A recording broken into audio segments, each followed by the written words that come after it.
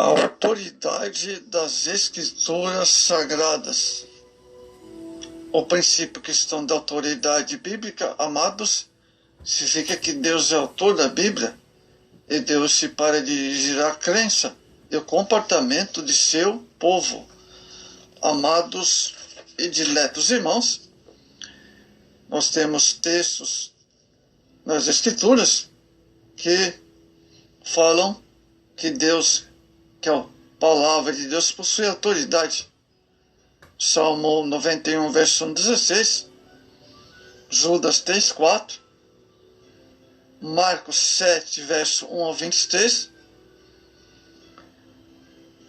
1 Tessalonicenses 2, verso 13 ao 16, 1 Coríntios 2, verso 1 ao 16 e Mateus 4, verso 1 ao 11. Amados, há muitos que professam crer na Bíblia como única regra de fé e prática, mas na prática não vive sob a direção da palavra. Ela é a autoridade, sua autoridade última. Possuem outras verdades e que superam as Escrituras em valor que é conferido.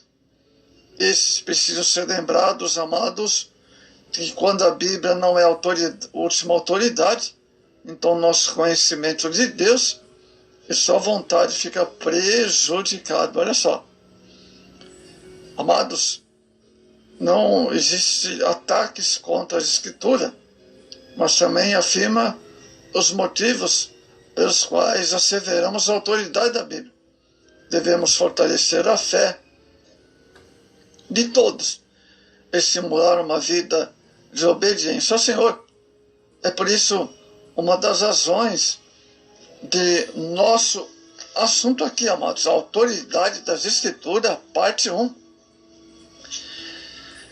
Nossa ideia a respeito de Deus e a nossa conduta devem ser medidas, testadas, onde necessário, corrigidas e ampliadas de acordo com a Bíblia, como padrão de referência. Autoridade é também direito de ordenar. A palavra escrita por Deus em sua verdade e sabedoria é o meio que Deus escolheu para exercer seu governo sobre nós. As Escrituras são instrumentos do Senhor Cristo sobre a igreja. A obra das Escrituras na igreja é ilustrada pelas 7 cartas do Apocalipse. Existe um certo ponto de vista a respeito da Bíblia que tem comprometido sua autoridade única, combinando as contradições da igreja. Os religiosos aceitam a Bíblia como verdade dada por Deus, mas insistem que a Bíblia é incompleta e sem interpretação oficial da igreja. Olha só, da outra religião, conforme esta é dirigida pelo Espírito Santo. No passado, a autoridade que a igreja se arrogava sobre a Bíblia levou a desencorajar ou proibir no passado que os cristãos como os lessem a Escritura. Atualmente, essa religião mudou de ideia, encoraja os cristãos a ler. Muito bem.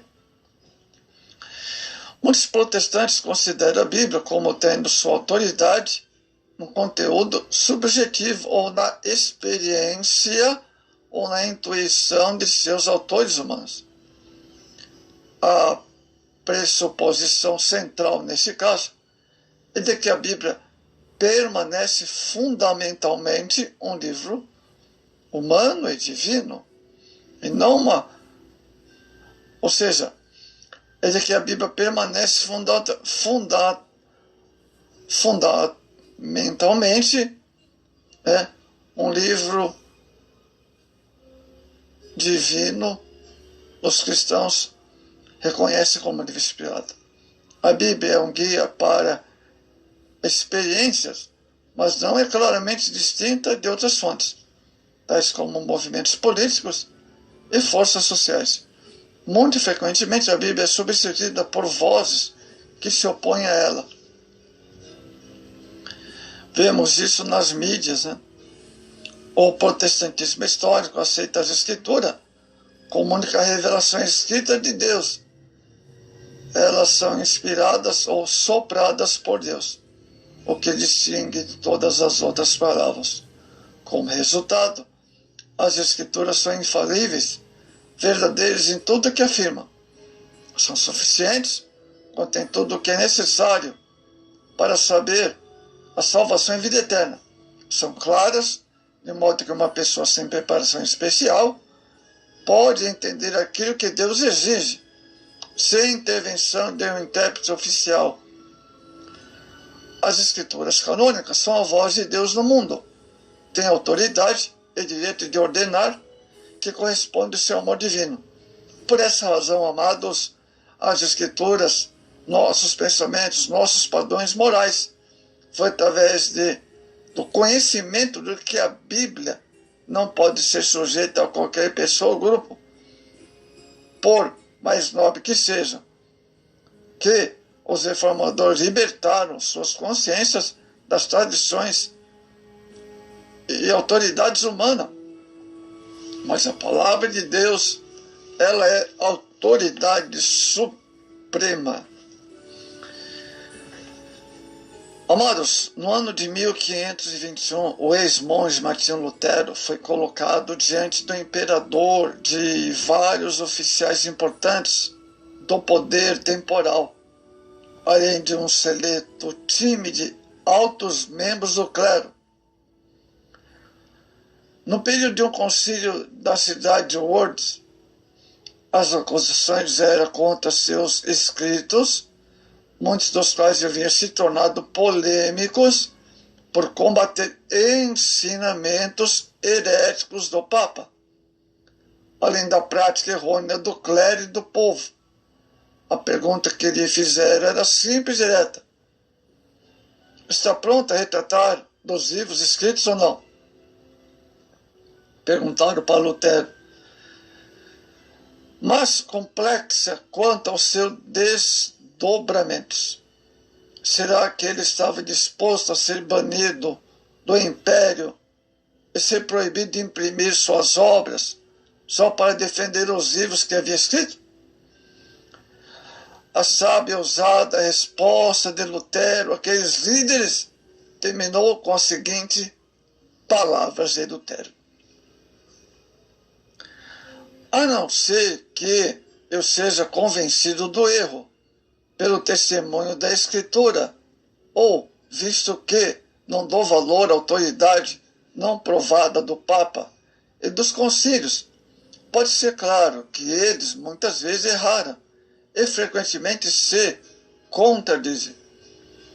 Por um raciocínio evidente, contínuo, convencido pelas Escrituras, às quais apelei, e a minha consciência foi feita cativa pela palavra de Deus. Não posso e não quero retratar-me de qualquer coisa, pois agir contra a consciência não é coisa segura e nem permitida a nós. E esta é a minha posição. Não posso agir diversamente. Deus me ajudem, amém. Essa foi a declaração de Lutero quando ele compareceu para que Lutero negasse as verdades das Escrituras Sagradas. Ele não negou. Ele compareceu pessoalmente e foi firme até o fim, reconhecendo a autoridade das Escrituras e não a tradição. Essas palavras vieram de alguém que compreendia a autoridade das Escrituras. Alguém que fora convencido pelo Espírito Santo de Deus de que a Bíblia é a palavra infalível de Deus, o único padrão para a nossa vida. Lutero enfrentou uma situação de alto risco para agir em submissão à Escritura. Oh, que maravilha, hein? Na Reforma Protestante em geral, a doutrina da autoridade das Escrituras veio em contraposição da doutrina da outra religião na época, de uma tradição oral apostólica, ao qual na prática havia se igualado à autoridade da Bíblia Sagrada. A expressão sola escritura, somente as Escrituras, surgiu com finalidade de afirmar a autoridade suprema das Escrituras, a única autoridade infalível, a palavra final em questão de fé e prática. No texto de Mateus 4, Jesus se defende das tentações do maligno, sempre apelando para a autoridade das Escrituras. Em cada uma das 3 tentações de Satanás, o Senhor Salvador respondeu ao inimigo, citando o Antigo Testamento, com a expressão está escrito. Verso 4, o 7, o 10 de Mateus, capítulo 4.